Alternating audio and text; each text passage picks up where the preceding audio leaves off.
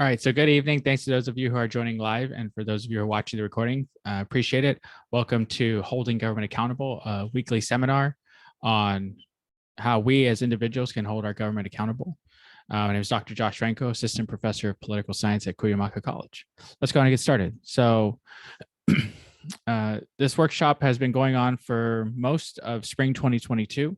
And it's focused on how individuals inside and outside of government can hold it accountable to the Constitution, federal and state laws, and regulations. It's every Wednesday from 7:30 to 8 p.m. and via Zoom.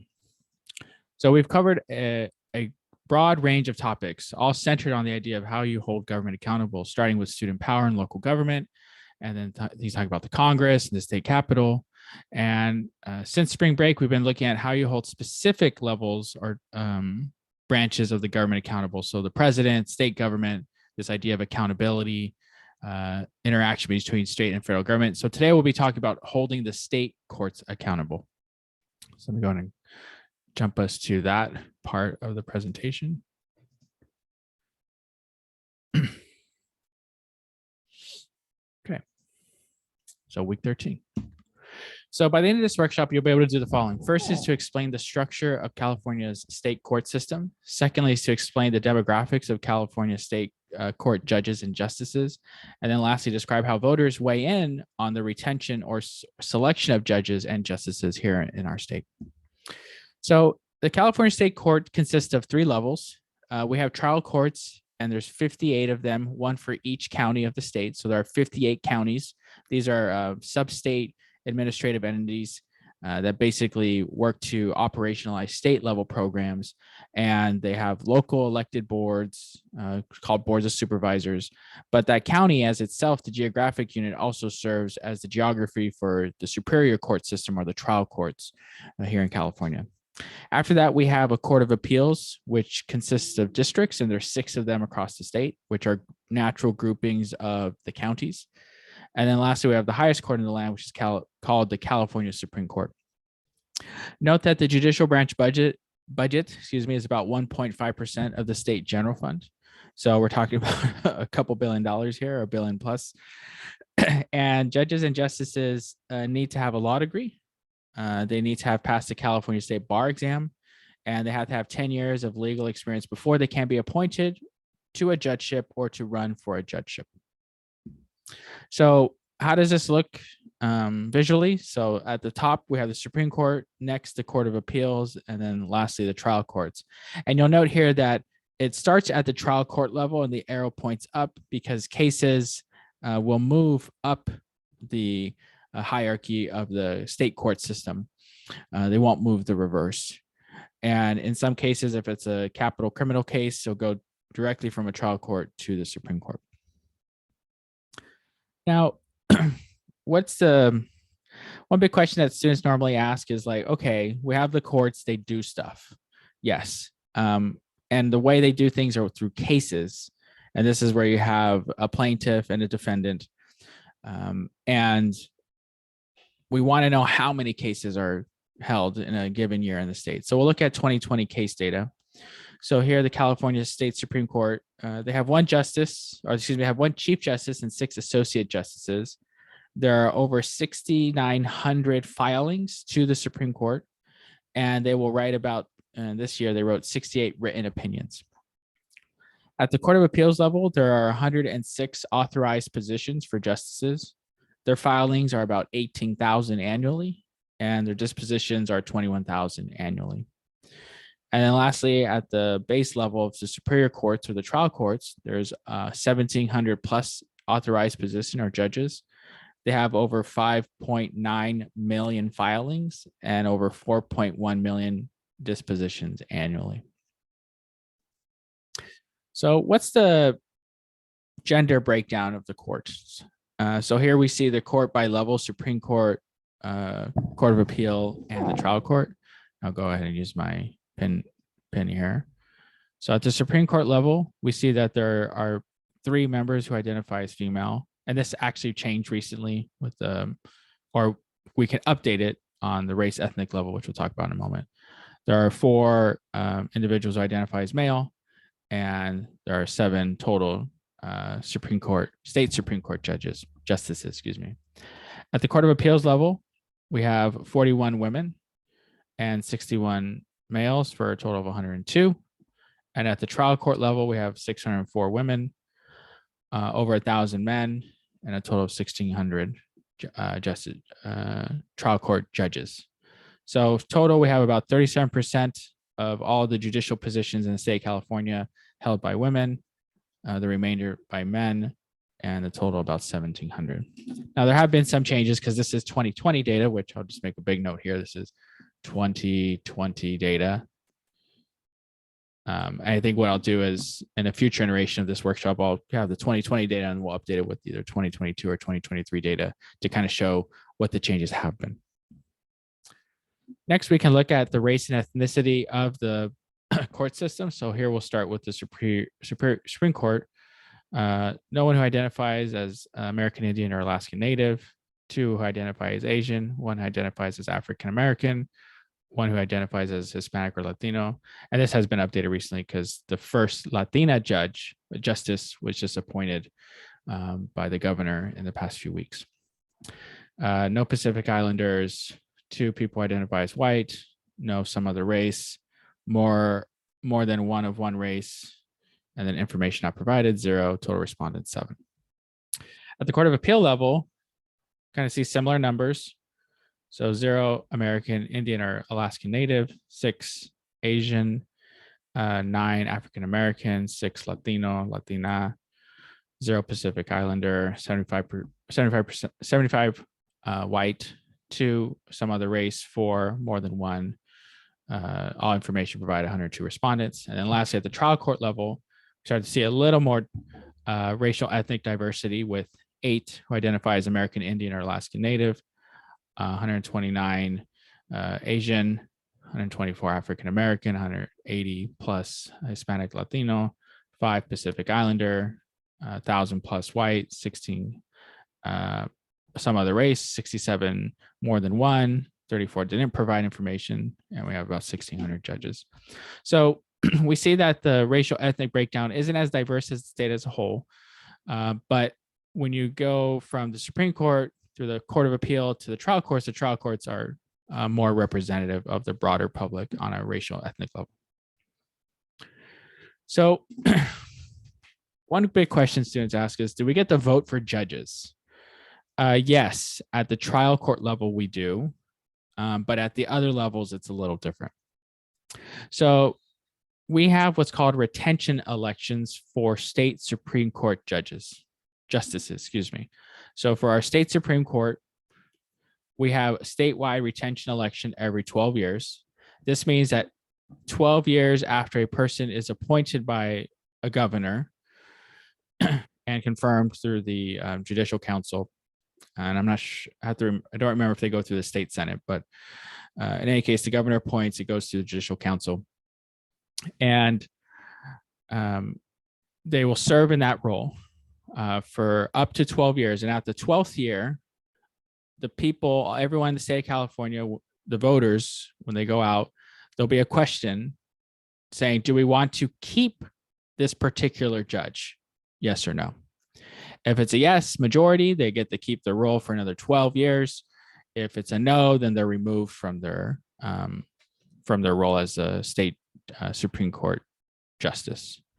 So we do get to weigh in, but it's not about people running for the state Supreme Court and campaigning and doing all that stuff. They're appointed by the governor, approved by a council, and then they'll serve in that role for up to 12 years. And on the 12th year, they'll be the question will be before the public to either retain the person or not. At the appellate level, we also have retention elections every 12 years. So here's a map of the 6 Court of Appeal districts. So our first appellate district is what we call the North Coast. The second appellate district is the Central Coast. The third appellate district is North State. The fourth appellate district is where we are in San Diego and the Inland Empire. The fifth is the San Joaquin Valley in the center. And then the sixth appellate is the Monterey County, South Bay area. So Justices in the Court of Appeals are also have retention elections, so they're also appointed by the governor.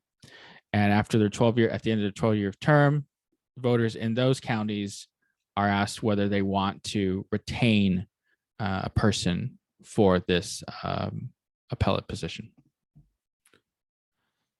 Now, lastly, this is where we as individuals get to weigh in more directly on individuals' candidates running for court.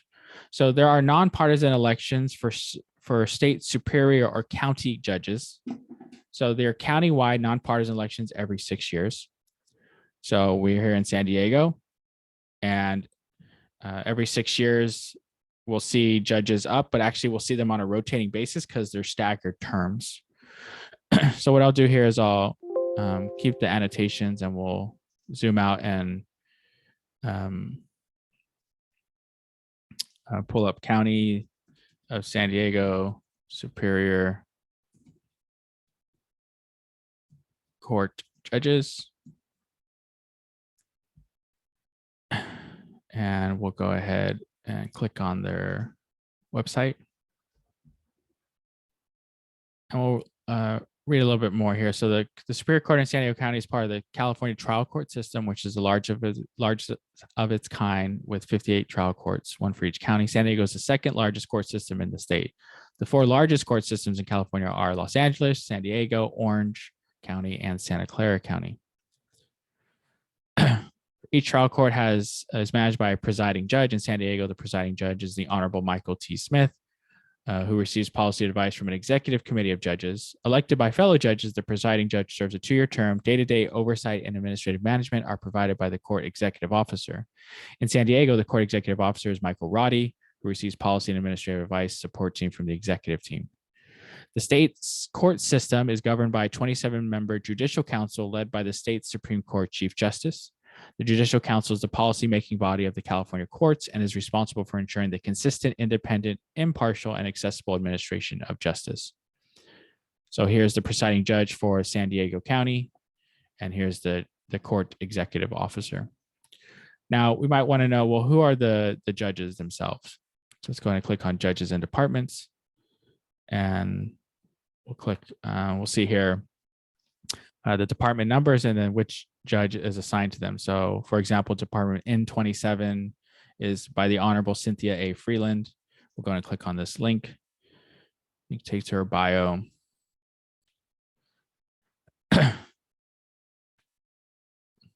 So talks about the department courtroom staff. So who the clerk of the court is, who's the research attorney. Looks like the specific geographic area is North County, so the northern part of San Diego, and then a lot of background information. And so we can see who's in these different positions. The person we want to pull up, see if we go by name. I'm not sure if it's organized by first name or last name. So I'll pull up Tim Nader as a heads up about who we're going to talk a little bit more about. So judges are either run for the seat, or if there's a vacancy, the governor will appoint someone to a seat to serve the remainder of the term. But at the 6th year of that term, they have to go before the voters. And what you might have noticed here is there's signs in the county for people running for judge. So yeah, at the local level, we do elect individuals. So one thing I like to point out, let me go back to presentation mode, is that we had at the time then a candidate for Superior Court judge, Tim Nader, visited one of my political science classes at the college. So this was pre-COVID. And it was set up by the college's career center. So shout out to George Dowden and Angela Tilley, and at the time, Macy Gerber. So Tim Nader came to the class to discuss his role as a deputy attorney general at the state level in the business and tax section, and why he was running for local superior court. So this is a picture of him and I as he visited the class. And then here's a screenshots of the website for him and the other person who's also running for that judgeship on here on the right hand side. So it's pretty cool. Like, you know, they're candidates for office, and they go on campaign and they attend political events, and they network, and they go and speak before audiences, and it's pretty fascinating in my mind that judges run for office. And as a side note, in California, obviously we have the state Supreme Court judges are appointed by the governor. The appellate court judges are at the Superior Court. They could be if there's a vacancy, but most of the times they run. And you might think, well, if it's like this in California, it's like this across the country. And actually, it's not. There are some states where people will run for state Supreme Court judge in their state, which is entirely fascinating and a part of politics that I didn't even know about until I went to graduate school and took a class on the courts. So that's some cool fun facts. And you might ask, so what happened in the 2020 election? Did Tim win or not? Yeah, he did. So he was running for the seat or office number 30, and he got 710,000 votes, 53% of it, and the opponent got 627,000 votes, so 46% of it. So now that Tim, or the Honorable Tim Nader, is in office, right, we can check out what what case types he deals with. So in this case, family law. If you had a question for his courtroom clerk, we can call, or his calendar clerk, and kind of any background information here. So, and in this case, what's interesting is they actually have a list of the campaign donation records for people who run. So if you scroll down the list, you can see the name of the person, who their employer is, and how much they gave to Tim. And so about a good maybe 100 plus people, which is pretty fascinating. So all that's to say is that how you hold government accountable, in this case, the state courts accountable, is for the higher levels indirectly through retention elections, and even more indirectly through the governor. So whoever gets elected governor gets the power to nominate these individuals to the state Supreme Court and the state appellate court. And at the local level, we get to hold them directly accountable because we get to vote for them on the ballot. We will see their name saying, okay, this person's running for this position or not. So overall, it's really fascinating to see that we can hold our state court system accountable. You would think that, okay, well, they're not the legislature, there's not state senators, state assembly members, they're not the governor, they're not other statewide officials. So because they're not elected, I don't get to hold them accountable. But interestingly enough, in California, we do through retention elections and through direct elections at the trial court or the Superior Court or the county court level. So with that, I hope you find this pretty fascinating to be like, wow, like we can hold this level of government accountable as well. So with that, we'll go ahead and get to the discussion. I appreciate you all taking the time to listen in or to watch the recording. So take care and have a great evening.